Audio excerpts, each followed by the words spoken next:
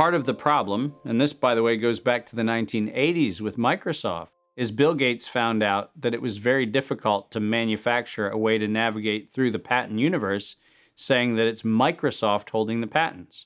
And he became the architect of a very cunning program of putting patents in holding companies that didn't have anything to do with the name of the organization. According to legend, young Bill Gates built his computer empire out of his garage. Reality tells another story, that Bill Gates was born into wealth and privilege. Both his grandfather and great-grandfather were banking moguls. His father, William Gates Sr., was a prominent Seattle-based lawyer and political lobbyist. Through his father, Bill Gates learned the ins and outs of law and politics and how to manipulate those governing forces. I'm Bill Gates, chairman of Microsoft. Bill Gates dropped out of college to start Microsoft. He is credited with inventing the operating system that became Windows. However, he played no part in the invention of Windows. The fact is, he bought an existing operating system from Seattle Computer Products, had it modified, then licensed it to IBM. That didn't stop him from taking all the credit. I don't see Bill Gates as this great creative person. I see him as an opportunist. While Microsoft's co-founder Paul Allen was struggling with cancer, Bill Gates seized the opportunity by attempting to cheat him out of his share of the company's fortune. They were basically talking about how they were planning to dilute my share down to almost nothing. And it was really a shocking and disheartening moment for me. And you were sick? Well, I think I was still probably in the middle of radiation therapy.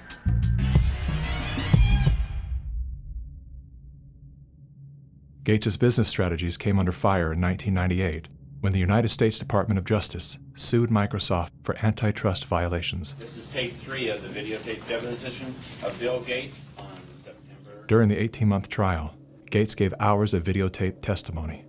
What were the non-Microsoft browsers that you were concerned about in January of 1996? That month. Yes, sir. And what about it? What non-Microsoft browsers were you concerned about in January of 1996? I don't know what you mean concerned. What is it about the word concerned that you don't understand?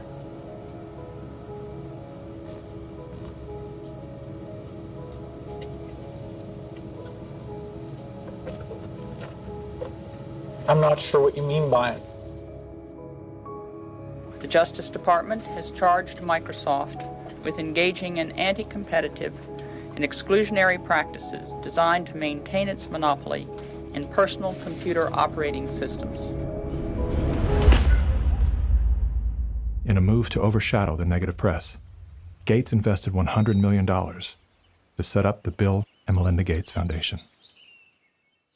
Overnight, Bill Gates transformed his public image from ruthless tech monopolizer to the world's most generous philanthropist. I'm pleased to announce that we're pledging an additional $1 billion to SARS. We had the chance to witness Bill Gates 2.0, the man you don't know. The rebranding campaign paid off. His net worth swiftly doubled, earning Bill Gates the title of richest man in the world. You've invested $10 billion in vaccinations over the last 2 decades, and you figured out the return on investment for that, and it kind of stunned me. Can you walk us through the math?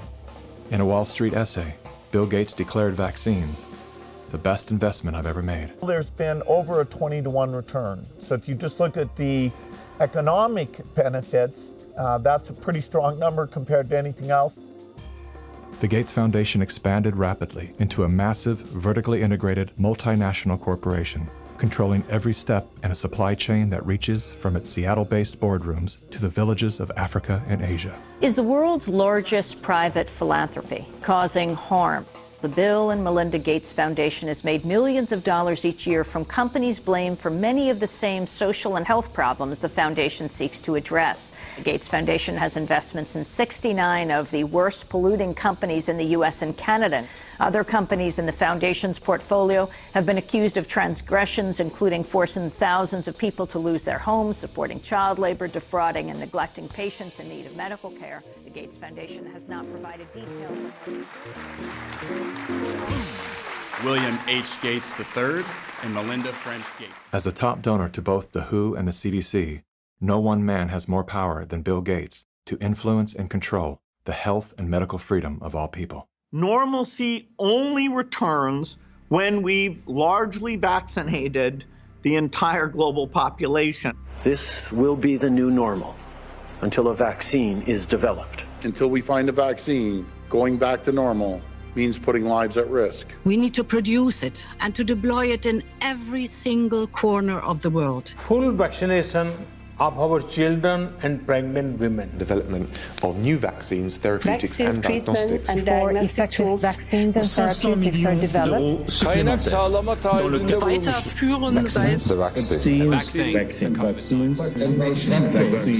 We've already bought the syringes. We already know where it's going to happen. We're thinking about what that's going to be. It's all part of this plan. Our military is now being mobilized, so at the end of the year, we're going to be able to give it to a lot of people very, very rapidly.